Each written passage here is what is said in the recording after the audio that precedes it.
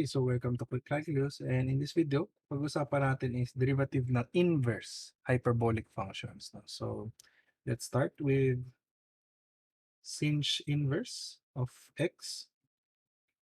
So ang derivative nito would be 1 over square root of x squared plus 1.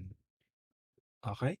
And yung cos naman, cos inverse of x, so ang derivative niya is equal to 1 over square root ng x squared minus 1.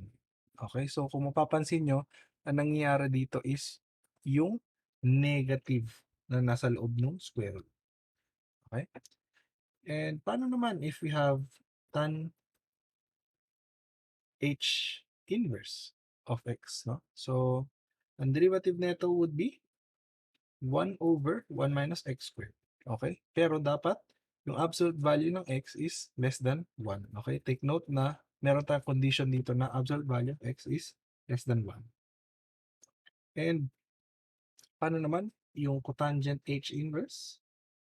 So cotangent h inverse, ang derivative nito is also 1 over 1 minus x squared. So same sila nung tang inverse, pero dapat dito absolute value of x is greater than 1.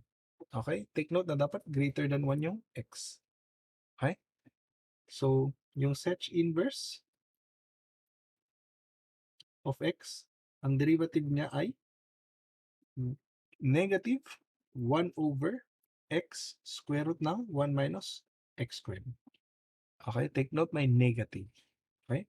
And lastly, we have cosecant h inverse of x. Ang derivative nito would be negative 1 over absolute value of x square root ng x squared plus 1. Okay? So, medyo nakakalito lang dito is yung secant h inverse and cosecant h inverse. Okay? Yung tang inverse and cos inverse ay same lang, nagbabago lang yung parameter for absolute value of x. Okay? Yung sinh and cos, so 1 over square root of x squared plus 1 and 1 over square root of x squared minus 1. Okay? So, important na alalahanin natin yung derivative ng inverse hyperbolic functions. Okay? So, see you in the next videos.